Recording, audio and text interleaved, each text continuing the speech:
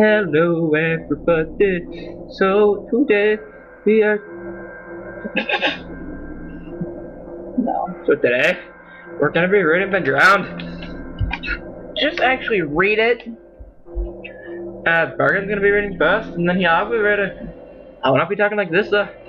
Anyway, in all seriousness, we're gonna be reading Bedround, which is my favorite creepypasta.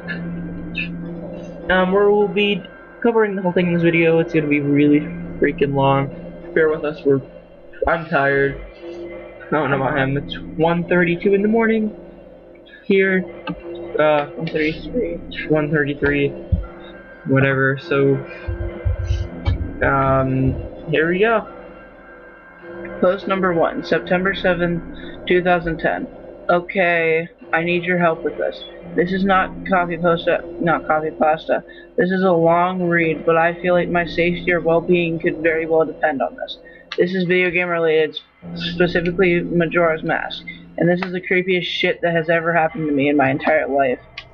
Having said that, I recently moved into my dorm room, starting as a sophomore in college, and a friend of mine gave me his own Nintendo 64 to play. I was stoked, to say the least. I could finally find all those old games of my youth that I hadn't touched in at least a decade. His Nintendo 64 came with one yellow controller and a rather shoddy copy of Super Smash Bros. And while beggars can't be choosers, needless to say, it didn't take long until I became bored of beating up level 9 CPUs. That weekend I decided to drive around a few neighborhoods about 20 minutes or so off campus, hitting up the local garage sales hoping to score on some good deals from ignorant parents. I ended up picking up a copy of Pokemon Stadium, GoldenEye, fuck yeah, F-Zero, and 2 other controllers for $2. Satisfied, I began to drive out of the neighborhood when one last house caught my attention. I still have no idea why it did. There were no cars there, and there was only one table set up with a random junk on it. But something sort of drew me there. I usually trust my gut on these things, so I got out of the car and I was greeted by an old man. His outward appearance was, for lack of a better word, displeasing. It was odd. If you asked me to tell you why I thought he was displeasing, I couldn't really pinpoint anything. There was something about him to me that put me on edge. I can't explain it. All I can tell you is that if it wasn't in the middle of the afternoon and there were other people within shouting distance, I would not have even thought of approaching this man. He flashed a crooked smile at me, and I asked what I was looking for. And immediately, I noticed that he had been blind in one of his eyes. His red eye had that glazed over look about it. I forced myself to look to his left eye instead, try not to offend, and asked him if he had any old video games. I was already wondering how I could politely excuse myself from the situation when he would tell me he had no idea what a video game was. But to my surprise, he said he had a few ones in an old box. He assured me he'd be back in a jiffy, and turned to head back into his garage. As I watched him hobble away, I couldn't help but notice what he was selling on his table. Littered across his table were rather peculiar paintings, various artworks that looked like ink blots that a psychiatrist might show you. Curious, I looked through them. It was obvious why no one was visiting this guy's garage sale. They weren't exactly aesthetically pleasing. As I came to the last one, for some reason, it looked almost like Majora's Mask. The same heart-shaped body with little spikes protruding outward. Initially, I just thought that since I was secretly hoping to find the game at these garage sales, some free giant bullshit was projecting itself into the ink blots. But given the events, what happened afterward, I'm not so sure now. I should have asked the man about it. I wish I would have asked the man about it. After staring at the Majora-shaped blot, I looked up and the old man was suddenly there again, arm's length in front of me, smiling at me. I'll admit, I jumped out of reflex and laughed nervously as he handed me a Nintendo 64 cartridge. It was standard gray color, except that someone had written Majora on it in black permanent marker. I got butterflies in my stomach as I realized what a coincidence this was and asked him how much he wanted for it. Doing it.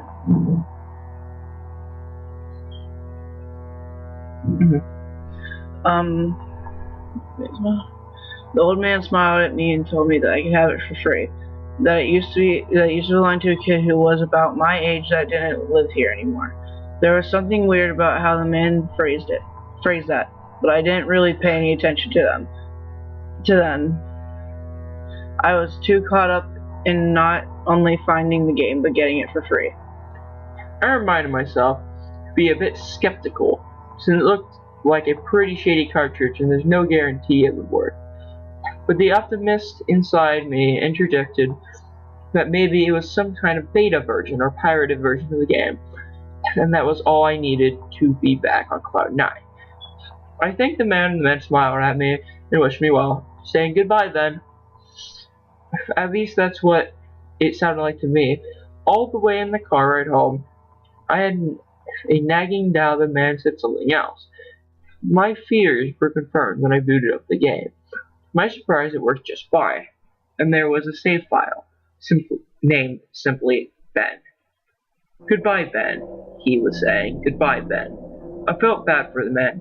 Obviously a grandparent, and obviously going senile, and I, for some reason or another, reminded him of his grandson, Ben.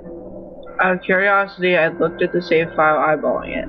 I could tell that he was pretty far in the game. He had almost all of the masks and 3/4 of remains of the boss. I noticed that he had used an owl statue to save his game. He was on day 3 and by the stone tower temple with hardly an hour left before the moon would crash. I remember thinking that it was a shame that he had come so close to beating the game, but he never finished it. I made a new file named Link out of tradition and started the game, ready to relive my childhood. Relive. Shut up. For such a shady looking game cartridge, I was impressed on how smoothly it ran. Literally, just like a real copy of the game. Copy of the game save for a few minor hiccups. Here and there. Like textures being where they shouldn't be, random flashes of cutscenes at odd intervals, but nothing too bad. However, the thing that seemed a little unnerving was that sometimes the NPCs would call me Link, and other times they'd call me Ben. So I figured it was a bug, a fluke in the programming, causing our files get mixed up or something.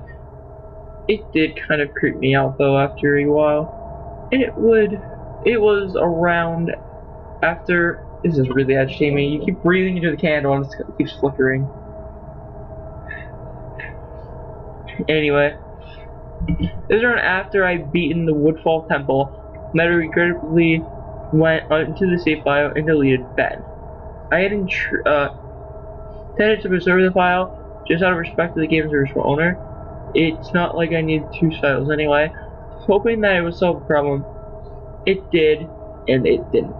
Now NPCs would call me nothing, wouldn't call me anything. Where my name should be in dialogue, and there would just be a blank space. My save file name was still called Link though. Frustrated, and with homework to do, I put the game down for the day. Done for a day. For a day. Okay. I started playing the game again last night, getting the lens of truth and working my way towards completing this Snowhead Temple. Now, some of you more hardcore Majora Mask players know about the 4th day glitch. For those who don't, you can Google it, but the gist of the gist of it is that right as the clock is about to hit 0 on the final day, you talk to the astronomer and look through the telescope. If you time it right, the countdown disappears and you essentially have another day to finish what you were doing. Deciding to do the glitch to try and finish the Snowhead Temple, I happened to get it right on the first try, and the time counter at the bottom disappeared. Oh, my bad. However, when I pressed B to exit the telescope, instead of being greeted by the astronomer, I found myself in the Majora's boss fight room at the end of the game. The trippy box in the arena. Staring at Skullkid hovering above me, there was no sound, just him floating in the air above me. And the background music was regular for the area, but still creepy. Immediately, my palms began to sweat. Palms sweaty anyway. That was definitely not normal. Skullkid never appeared here. I tried moving around the area, and no matter where I went, Skullkid would always be facing me, looking at me, not saying anything. Nothing would happen though. And this kept up for about 60 seconds. I thought the game had been bugged or something, but I was beginning to doubt that very much. I was about to reach for the reset button when text appeared across my screen. You're not sure why, but you apparently had a reservation. I instantly recognized that text. You get the message when you get the room key in-game was from Andrew at the stock plot-in. But why was it playing here? I refused to entertain the notion that it was almost as if the game was trying to communicate with me. I started to navigate the room again, testing to see if that was some sort of trigger that enabled me to interact with something here. Then I realized how stupid I was to even think that someone could reprogram the game like that. Was like this was absurd. Sure enough, 15 seconds later, another message appeared on the screen. And again, like the first one, it was already a pre-existing phrase. Go to the lair of the temple's boss. Yes, no. I paused for a second, contemplating what I should press and how the game would react. When I realized that I selected no, taking a deep breath. You could select no. That you couldn't select no, shut up. Taking a deep breath, I pressed yes, and then the screen faded to white. With the words "Dawn of a New Day" with the subtext.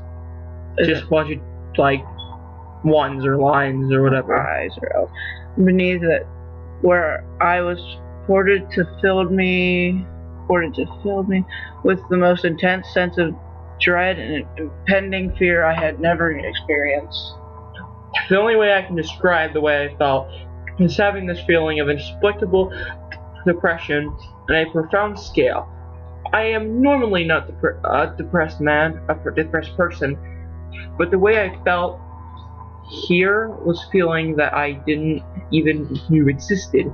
It was such a twisted, powerful presence that seemed to wash over me. I appeared in some kind of weird Twilight Zone version of Clock Town. I walked out of the clock tower as you normally do when you start from day one, only to find that all of the inhabitants were gone. Usually with the fourth day glitch, you can still find the guards and the dog that runs around outside the tower. This time they were all gone. What replaced them was the ominous feeling that there was something out there in the same area as me and that it was watching me. I had 4 hearts to my name in the hero's belt, but at this point I wasn't even considered for my avatar. I felt that I personally was in some kind of danger. Perhaps the most chilling thing was the music. It was a song of healing, ripped straight from the game itself, but played in reverse. The music would get louder, building up so as if you should expect something to pop out at you, but nothing ever did, and the constant loop began to wear on my mental state. Every now and then I would hear faint laughter of the happy mask salesman in the background. Just quiet enough so that I wasn't sure if I was just hearing things or just loud enough to keep me determined to find him. I looked in all 4 zones of Clock Tower, only to find nothing. No one. Textures were missing. Clock Tower Town had me walking on air. The entire area felt broken, hopelessly broken, as the reverse song of healing repeated for what must have been the 50th time. I just remember standing in the middle of the clock. What are you doing? Reading. from here. Okay, I just remember you can just faintly see you in the camera. That's the point. I just remember standing in the middle of South Clock Tower, blah, realizing that I had never felt so alone in a video game before.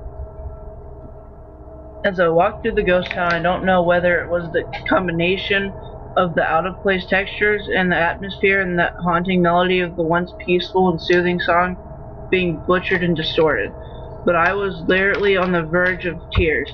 I had no idea why. I hardly ever cry. Something had gripped me here in this powerful sense of depression that was both foreign and crippling. I tried leaving Clocktown, but every time I attempted to zone out, the screen would fade to black and would just throw it into another part of Clocktown. I tried playing my arena. I wanted to escape, and I did not want to be here. But every time I played this song, what are you doing? Try for my job.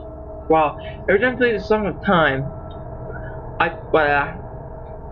or Song Story, it would say, your notes echo far, but nothing happened. By this point, it was obvious the game didn't want me to leave, but I had no idea why it was keeping me here. I didn't want to go inside the building.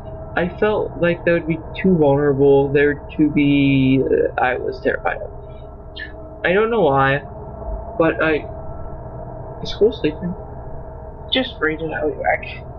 Just take it over. Why? Just breathe. Is he on the computer? No, just breathe. I felt that would be too vulnerable, blah blah. I don't know why, but came up with the idea that maybe if I drown myself at the laundry pool, I could spawn somewhere and leave this place. As I zoned in and ran towards the pool, that's when it happened. Link grabbed his head and the screen flashed for a brief moment of the happy masked salesman smiling at me. Not Link.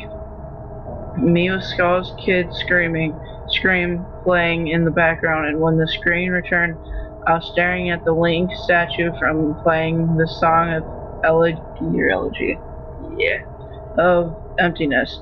I screamed as the thing just stared back at me with that haunting facial expression. I turned around and ran out and back into South Clocktown. Jeez, bird! To my horror, the fucking okay, I thought I said that wrong. The fucking statue followed me, and the only way I can compare this is like the Weeping Angels from Doctor Who.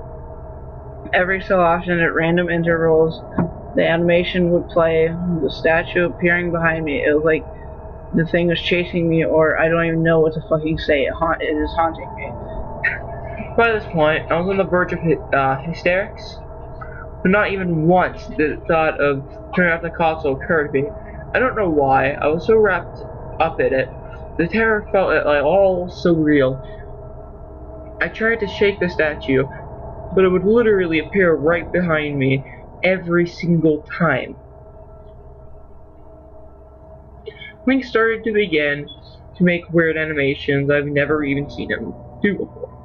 He would flail his arms around or spasm randomly, or the screen would cut into the happy masked salesman smiling again for brief moments. Where am I? Places? Oh, before I was face to face with that fucking statue again. I ended up running into the Swordmaster's dojo and ran to the back. I don't know why, but in my panic, I just wanted some kind of assurance that I'm not alone here. To my dismay, I found no one. But as I turned to leave, the statue cornered me, in the cubby in the back. I tried attacking the statue with my sword, but no avail. Confused and backed into a corner, I just stared at the statue, waiting for it to kill me. Suddenly, the screen flashed again to the happy masked salesman, and Link turned to face my screen. Standing upright, mirroring the statue, looking at me along with the copy, literally staring at me. Whatever was left of the fourth wall was completely shattered while I ran out of the dojo terrified. Suddenly, the game warped me into an underground tunnel and the reverse song healing queued up again. As I was given a brief moment of rest before the statue started appearing behind me again, this time aggressively, I could only take a few steps before it would summon behind me again. I hurriedly made my way out of the tunnel and appeared in southwest Clocktown. I ran aimlessly in sheer panic. Suddenly a redhead screamed, and the screen faded to black as dawn of the new day and whatever appeared again. Guys, we're gonna end this here because it's a 20-minute video and we're tired-ish. Why can't we just... We have about another 30 minutes of this. You want to continue? Yeah. Okay, guys. Well, I guess we are going to continue. The screen faded in, and I was standing on top of the clock tower with the Skull Kid hovering over me again, silent. I looked up and the moon was back, looming just meters above my head, but the Skull Kid just stared at me hauntingly with the fucking mask. A new song was playing. The Stone Tower Temple theme played in reverse in some sort of desperate attempt. I clipped my bow and fired off a shot at the Skull Kid, and it actually hit him, and then he played an animation of him reeling back. I fired again. On the third arrow, a text box appeared saying that won't do you any good, hee hee. And I was picked up off the ground, levitated upwards on my back. And then Link screamed as he burst into flames, instantly killing him. I jumped when this happened. I had never seen this move used by anyone in the game, and Skull Kid himself didn't have any moves. As the death screen played, Violet's body still burning, the Skull Kid laughed and the screen faded to black, only to have me reappear in the same place. I decided to charge him, but the same thing happened. Link's body was lifted off the ground, unknown force, and immediately burst into flames, again killing him. This time during the death scene, the faint sound of the reverse song of hearing could be heard. On my third final try, I noticed that there was no music playing this time. There's just an eerie silence. I remembered that in the original counter with Skull Kid, you were supposed to use the Ocarina to either travel back in time or summon the giants. I attempted to play the song in time, but before I could hit the last note, Link's body once again rapidly exploded into flames and he died. As the death screen neared its end, it began to chug, as if the cartridge was trying to process a lot of something. When the screen came to it, it was the same scene as the first 3 times, except this time Link was lying on the ground dead in a position. I had never seen him in the game before. His head tilted towards the camera with the Skull Kid floating above him. I couldn't move. I couldn't press any buttons. All I could do was just stare at Link's dead body. After around 30 seconds of this, the game simply fades out with the message, "You've met with a terrible fate, haven't you?" before kicking you out to the title screen. Upon getting to back to the title screen and starting again, I noticed my save file was no longer there. Instead of Link, it was placed with your turn, your turn. Wait, your turn. Your turn had 3 hearts, 0 masks, and 0 no items. I selected your turn. And immediately, when I did, return to the clock tower stuff scene, and my Link in the Skull Kid hovering over. Skull Kid laughing, looping over again and again. I quickly hit the reset button, and when the game booted up again, there was one more save file added below your turn, entitled Ben. Ben's save file was right back where it was deleted, before I deleted it, at the Stone Tower Temple with the moon almost crashing. I turned the game off at that point. I'm not superstitious, but this way is way too fucked up even for me. I haven't played it all today. Hell, I didn't even get any sleep last night. I kept hearing the reverse song of healing music in my head, just remembering the sense of dread I felt exploring Clocktown. I drove back to the old man's house today to ask him questions with a buddy of mine. No way I was going to go there alone. Who's going there alone? Only to find that there's a for sale sign in the front yard, and when I rang the door, no one was home. So I'm back here, writing down the rest of my thoughts and recording what happened. sorry if some of this has grammatical errors and whatnot. I'm running on no sleep here. I'm terrified of this game, and even more so now that I relived it a second time writing all this down. But I fear there's still more than meets the eye, and that there's something calling me to investigate this further. I think Ben is something in this equation, but I don't know what. And if I could get a hold of the old man, be able to get some answers. I need another day or so to recuperate before attacking the game again. It's already taken a toll on my sanity, I feel like.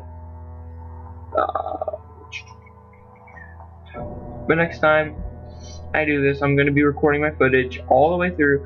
The idea to record came to me towards the end. So if you see the last few minutes of what I saw, including Salkin and the statue, but it's on YouTube here. I'm going to stay in the stud for a little while longer before I fall asleep to answer any questions you guys might have, or hopefully listen to your ideas, theories to help me shed some light into things, or maybe things I should try to do. I think I'm going to play Ben's Files tomorrow to see what happens. Maybe I was supposed to do that all along. I don't believe in paranormal shit, but this is a little fucked up. But maybe this Ben guy is just a really good hacker programmer.